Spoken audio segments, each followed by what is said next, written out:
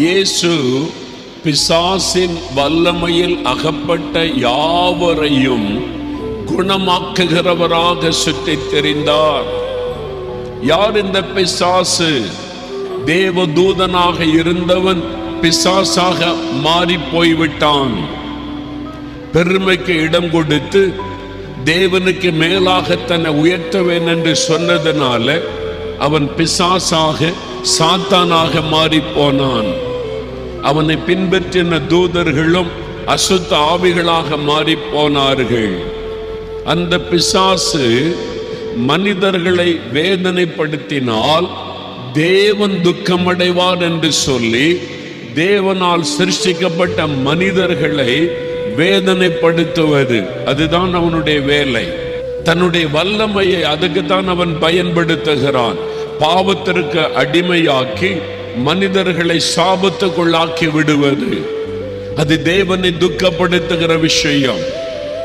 மனிதன் ஆரோக்கியமா இருக்கணும், சந்தோஷமா இருக்கணும், என்னுடைய சாயலில் சிருஷ்டிக்கப்பட்ட என் பிள்ளைகள் என்று மனிதர்களை தேவன் சிருஷ்டித்தால் அவர்களை வியாதிக்குள்ளாக்கி நோயினாலே அவர்களை தாக்கி அவளை வேதனைப்படுத்தி அவளை துக்கத்திற்குள்ளே வைப்பது பிசாசினுடைய ஒரு வல்லமை. அதை பார்க்கும்போது ஆண்டவருடைய உள்ளம் துக்கப்படுகிறது. ஆனால் தான் மத்தேயு 14:14 சொல்லுகிறது, இயேசு வியாதியஸ்தரை கண்டபோது மனது உருகினார். ஐயோ, நான் சிருஷ்டித்த மக்கள், நான் உண்டாக்கின மக்கள் இப்படி நோயில வேதனைப்படுகிறார்களே என்று ஆண்டவர் மனது உருகினார். அந்த பிசாசின் வல்லமையில் அகப்பட்டிருக்கிற மனிதர்களை அவர் விடுதலையாக்கி சுகம் கொடுத்து அவர்களை மகிழ பண்ணினார். அதுதான் இயேசு கிறிஸ்து ஜனங்களுக்கு செய்த நன்மைகள் என்று வேதத்திலே பார்க்கிறோம். அப்போ வியாதிக்கு பின்னால இருப்பது பொல்லாத பிசாசு. அதனால தான் யோவான் 10:10 இயேசு சொல்லுகிறார், அவன் திருடன், அவன் திருடவும் கொல்லவும் அழிக்கவும் வருகிறான். நம்முடைய ஆரோக்கியத்தை திருடி விடுகிறான். ஒரு வியாதியை நமக்குள்ளே கொண்டு வந்து நம்முடைய ஆரோக்கியத்தை திருடி விடுகிறான். ஒரு பலவீனத்தை நமக்குள்ளே கொண்டு வந்து நம்முடைய மகிழ்ச்சியை திருடி விடுகிறான். ஒரு நோயினால் குழந்தையை தாக்கி ஒரு வியாதியை நம் சரீரத்திலே கொண்டு வந்து நம்முடைய ஆரோக்கியத்தை திருடி நம்முடைய நிம்மதியை கொலைத்து விடுகிறான். நம்முடைய தூக்கத்தை திருடி விடுகிறான். நம்முடைய சந்தோஷத்தை திருடி விடுகிறான். அது சாத்தானுடைய ஒரு கிரியை. எப்படி ஒவ்வொரு பாவத்துக்கு பின்னாலும் சாத்தானுடைய கிரியை இருக்கிறதோ, பெரும்பாலான வியாதிக்கு பின்னால அந்த சாத்தானுடைய வல்லமை கிரியைகள் இருப்பதை பார்க்க முடியும். அதனாலதான் இயேசு பிசாசின் கிரியைகளை அழிக்கும்படி வெளிப்பட்டார்.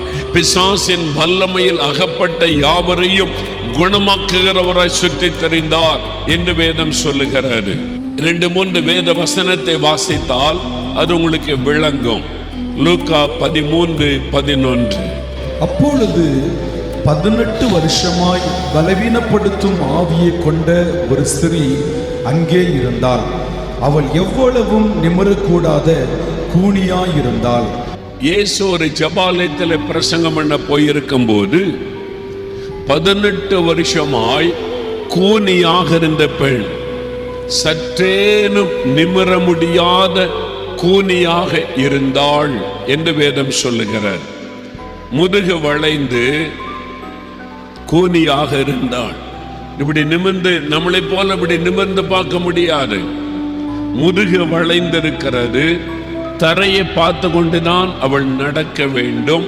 18 வருஷம் அவளை பார்க்கிறவர்கள் சொல்லி இருப்பாங்க, அவருடைய முதுகு தண்டில் ஏதோ ஒரு வியாதி, அவருடைய ஸ்பைனல் கார்டில் ஏதோ ஒரு வியாதி, அதனால தான் கூன் விழுந்து விட்டது என்பதாக. 18 வருஷம் கூனியாயிருக்கிறாள். குனிந்துதான் நடக்கணும். எவ்வளவு ஒரு வேதனை பாருங்க. அவள் வேதனையில் இருக்கிறாள். 18 வருஷம் அந்த வியாதினால உண்டான வேதனை. ஏதோ ஒரு வியாதி, எலும்புல ஒரு வியாதி, அப்படிதான் நினைச்சிருப்பாங்க. அதுக்காக மருத்துவம் செய்திருப்பாள். அந்த காலத்தில் இருந்த வைத்தியர்களிடத்துல போய் பணம் செலவு பண்ணி என்னை குணமாக்குங்கள் என்று சொல்லி சில மருந்துகள் அவைகளை பயன்படுத்தியிருக்க கூடும். எல்லாம் தோல்வி, சுகம் உண்டாகவில்லை. 18 வருஷம். இனிமே அவ்வளவுதான். சில வருஷங்கள் அவள் மருத்துவம் பார்த்திருப்பாள். அதற்கு மேல இனிமே அவ்வளவுதான். ஆண்டவர் வச்சது குனிந்து குனிந்து நடந்து அப்படியே அவளுடைய வாழ்க்கை போய்கொண்டிருந்தது. 18 வருஷம். இப்ப இயேசு அவளை பார்க்கிறார். அவருக்கு தெரிந்து விட்டது, இது ஒரு பலவீனப்படுத்தும் ஆவி, ஸ்பிரிட் ஆஃப் இன்ஃபர்மிட்டி. அது ஒரு பலவீனப்படுத்துகிற ஆவி, ஒரு பொல்லாத ஆவி, அது சாத்தானுடைய ஆவி. அதுதான் அவளை பலவீனப்படுத்தி கொண்டிருக்கிறது, அவளை கூனியாக்கி வைத்திருக்கிறது, அவளுடைய எலும்பை தாக்கி இருக்கிறது.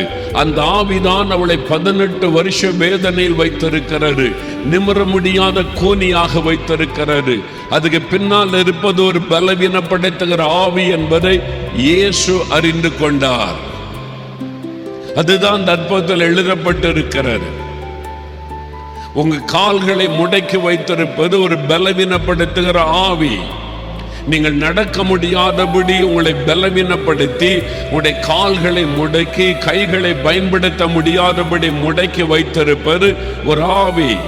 ஒவ்வொரு வாத வியாதிக்கு பின்னாலும் முடக்குவாதம், ஆர்த்தரைட்டிஸ், பக்கவாதம். ஒரு பக்கமெல்லாம் பாதிக்கப்பட்ட ஒரு கை ஒரு கால் விளங்கவில்லை. இந்த மாதிரி வாத உளைச்சல்கள், ஜாயிண்டா வலிக்குது, ஜாயிண்டா வீங்கி இருக்கிறது, சரியா வேலை செய்ய முடியல. அதுக்கு பின்னால இருப்பது ஒரு பொல்லாத ஆவி, ஒரு பொல்லாத பிசாசு. அவன் நம்முடைய சரீரத்தை தாக்கி நம்முடைய சரீரத்தை முடக்கி விடுகிறான். அதுதான் இந்த அற்புதத்தில் சொல்லப்படுகிறது. 18 வருஷமாய் ஒரு பலவீனப்படுத்துகிற ஆவி அவளை கட்டி வைத்திருந்தது. இப்ப இயேசு அவளை அழைத்து அவளுக்கு விடுதலை கொடுக்கிறார். தன்னுடைய கையை வைக்கிறார். உடனே அவள் நிமிர்ந்து தேவனை மகிமைப்படுத்தினாள். உடனே நிமிர்ந்து, இம்மீடியட்லி உடனே அவள் நிமிர்ந்து தேவனை மகிமைப்படுத்தினாள். இப்ப நேரா நடக்கிறாள். 18 வருஷமா கோனியா நடந்தவள் நேராய் நடக்கிறாள். எப்படி? இயேசுடைய வல்லமை தொட்டது, இயேசுடைய கரம் அவளை தொட்டது. உடனே அந்த கட்டுகள் அறுக்கப்பட்டது. அந்த அற்புதம் எப்படி நடந்தது? அந்த லூக்கா 13ஆம் அதிகாரம் 16ஆம் வசனத்துல இயேசு சொல்லுகிறார், சாத்தான் 18 வருஷமாய் கட்டி வைத்திருந்த இவளை அந்த கட்டிலிருந்து அவிழ்த்து விட வேண்டியது அவசியம் அல்லவா என்று இயேசு சொல்லுகிறார். இன்றைக்கு இயேசு கட்டுகளை அவிழ்க்க போகிறார். உங்களுடைய சரீரத்தில் சாத்தான் வைத்திருக்கிற கட்டுகள், உங்களுடைய சரீரத்தில் சாத்தான் வைத்திருக்கிற வியாதியின் கட்டுகளை ஆண்டவர் அவிழ்க்க போகிறார். ஒரு சமயம் ஒரு கூட்டத்துக்கு நான் போயிருந்தேன். மைதானத்தில் கூட்டம் நடைபெற்றது. இயேசுவை ஏற்றுக்கொள்ளுகிறவங்க, ரட்சிக்க விரும்புகிறவர்கள், ரட்சிப்பை விரும்புகிறவர்கள், ஒப்பு கொடுக்கிறவங்க முன்னால வாங்கலன்னு அழைத்த போது அநேகர் ஆயிரக்கணக்காக வந்து நின்றார்கள். முதல்ல இயேசுவை ஒப்பு கொடுத்தாங்க. என் பாவத்தை மன்னியும், உடைய ரத்தத்தினால் என்னை கழுவோன்னு சொல்லி. பெண்கள் ஒரு பக்கம், ஆண்கள் ஒரு பக்கம் நிற்கிறாங்க. நான் கவனித்தேன். ஒரு வாலிப மகள், ஒரு இளம் வாலிப மகள், அவளுக்கு ஒரு 18-19 வயசு இருக்கும். வந்து கண்ணீரோடு தன்னை ஒப்பு கொடுக்கிறாள். இயேசுவுக்கு தன்னை ஒப்பு கொடுக்கிறாள். அதன் பிறகு சொன்ன, வியாதி உள்ளவர்களுக்காக இப்ப ஜெபம் பண்ணுகிறேன், இயேசு உங்களுக்கு சுகம் தருவார் என்று. வியாதி உள்ள இடத்துல கை வைத்து ஜெபம் பண்ணுங்கன்னு சொன்ன போது அவளும் அப்படி கை வைத்து ஜெபிக்கிறாள். நான் இயேசுவின் நாமத்தில் வியாதிகள் போகட்டும், இந்த வியாதியை கொண்டு வருகிற ஆவிகள் போகட்டும்னு ஜெபிக்கும் போது திடீரென்று அவள் அப்படியே பொத்தண்டு கீழே விழுந்து விட்டாள். நான் பார்க்கிற மைதானத்தில் முன்னால அப்படியே கீழே சுருண்டு விழுந்து விட்டாள். ஐயோ பாவம், இந்த வாலி பிள்ளை ஜெபிச்சா கீழே விழுந்துட்டான்னு பார்த்தா கொஞ்ச நேரத்தில் எழும்பி நின்றாள். எழும்பி நின்று மறுபடியும் ஜெபித்து கொண்டே இருந்தாள். அப்போ நான் சுகம் பெற்றவங்க, விடுதலை பெற்றவங்க சாட்சி சொல்ல வரலாம் என்று கூப்பிட்ட போது அந்த வாலிப மகள் மேடைக்கு வந்தாள். என்ன, நான் ஆரம்ப நேரத்திலிருந்து அவளை கவனித்திருக்கிறேன். ஒப்பு கொடுத்த நேரத்தில் இருந்து அவள் என்ன சொல்ல போறாள்னு போது சொன்னாள், எனக்கு விபரம் தெரிந்த நாள்ல இருந்து, பிறந்து விபரம் தெரிந்த நாள்ல இருந்து, 5 வயசுல நல்லா தெரிந்தேன்னு வைத்துக் கொள்ளுங்க, 5 வயசுல இருந்து எனக்கு இழுப்பு வியாதி, ஆஸ்துமா. அப்படியே மூச்சு இழுக்கும், சாதாரணமா மூச்சு விட முடியாது, அப்படியே இழுக்கும்.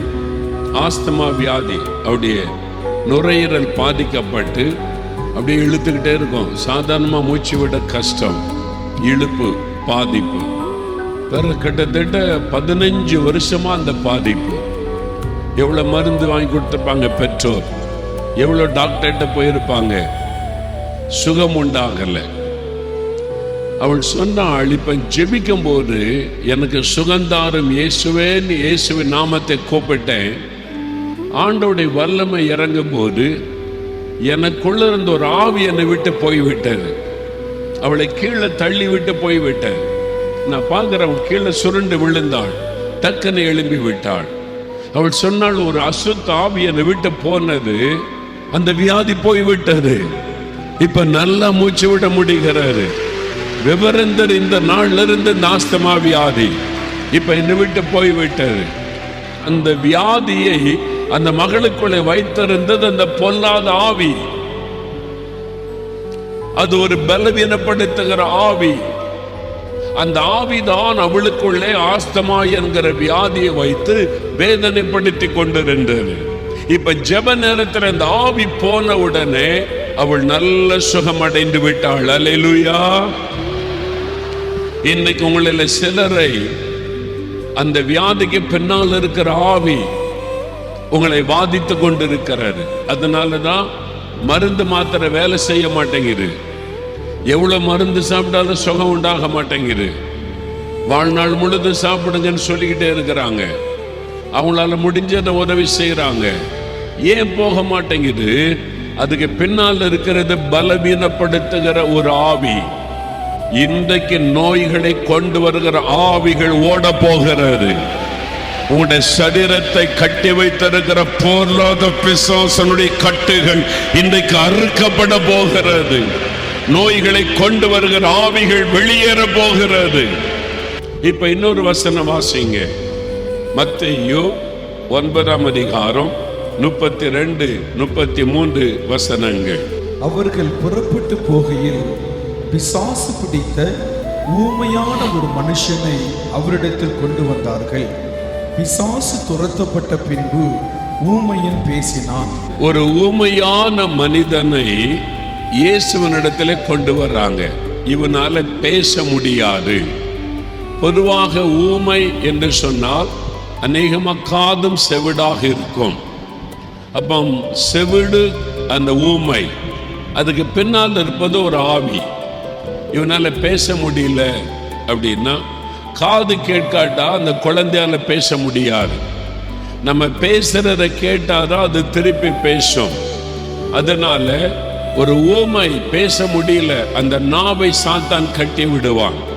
சிலருக்கு காது கேட்கும், பேச முடியாது.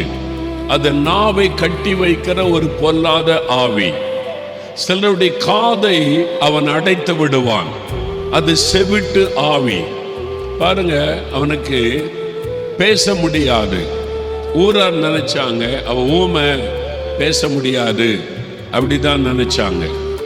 ஏதோ அவனுக்கு நாக்கில் என்ன பிரச்சனையோ அப்படிதான் நினைச்சாங்க. ஆனா இயேசு அவனை பார்த்தவனை கண்டுபிடித்தா, இதுக்கு பின்னால் இருப்பது ஒரு ஆவி, ஒரு ஸ்பிரிட், ஒரு ஈவில் ஸ்பிரிட், ஒரு பொல்லாத ஆவி. பிசாசு இருக்கிறான், இவனை ஊமையாக்கி வச்சிருக்கிறான். இயேசு கடிந்து கொள்ளுகிறார், இவனை விட்டு வெளியேறி போ. அந்த ஆவி போன உடனே பேசத் தொடங்கினான். அல்லேலூயா. சமீபத்தில் சவுத் ஆப்பிரிக்கா போயிருக்கும் போது அங்க கூட்டத்தில் நல்ல பெரிய ஒரு சகோதரி, அவங்க நிறைய வயசு இருக்கும், 30 வயசுக்கு மேல இருக்கும். அவங்க பாருங்க, சின்ன வயசுல இருந்து பேசுனதே இல்லை, காதும் கேட்காது, பேசவும் முடியாது. அந்த ஜெபத்தில் ஆண்டவருடைய வல்லமை தொட்டது. காது கேட்க ஆரம்பிச்சுட்டு பேச ஆரம்பிச்சிட்டாங்க. வந்து அப்படியே சத்தம் போட்டு பேசுறாங்க. எடுத்த உடனே தெளிவா பேச முடியல. ஏன்னு சொன்னா, சின்ன வயதுல இருந்து யாரும் பேசுனதை கேட்டதில்லை.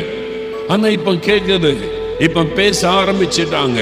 ஆண்டவருடைய தொடுதல் தொடர்ந்து அவங்க வார்த்தைகளை கேட்க கேட்க அவங்களும் தெளிவா பேச ஆரம்பிச்சிருவாங்க. அது ஒரு ஆவி.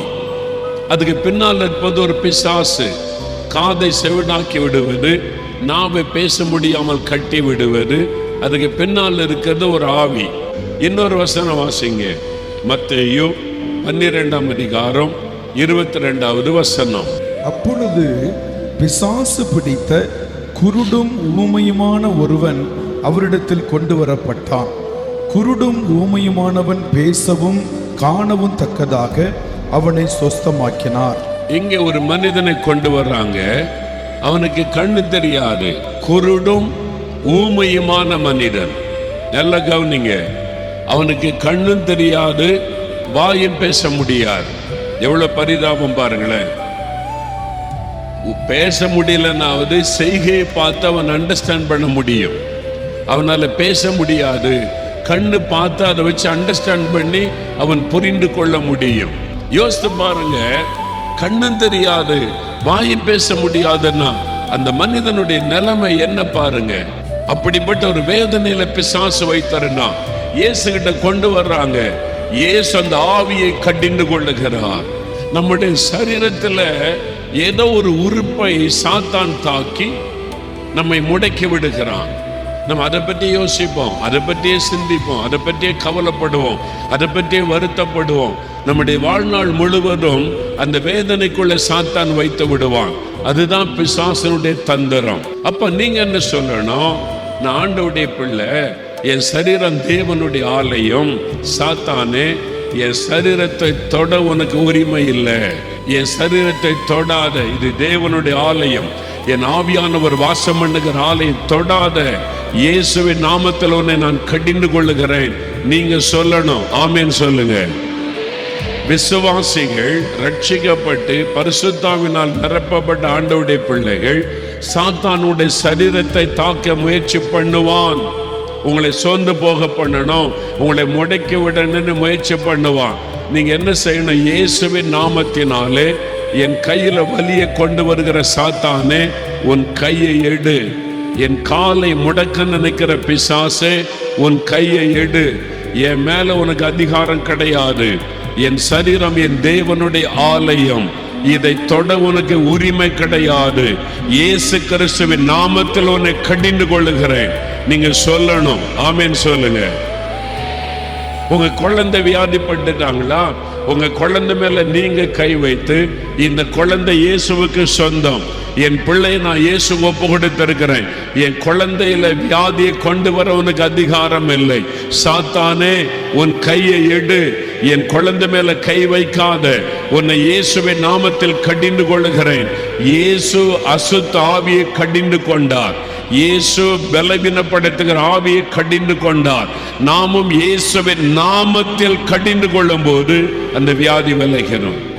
ஒருவேளை எனக்கு அப்படிப்பட்ட தைரியம் இல்லை, அப்படிப்பட்ட ஒரு பலன் இல்லை அப்படின்னு சொன்னா, இயேசுவே என்னை தொடும். இந்த பலவீனப்படுத்துகிற ஆவி, என் சரீரத்தில் இந்த நோயை கொண்டு வருகிற ஆவி விலகட்டும் இயேசுவின் நாமத்தில். நீங்க சொல்லி ஜெபிக்கணும்.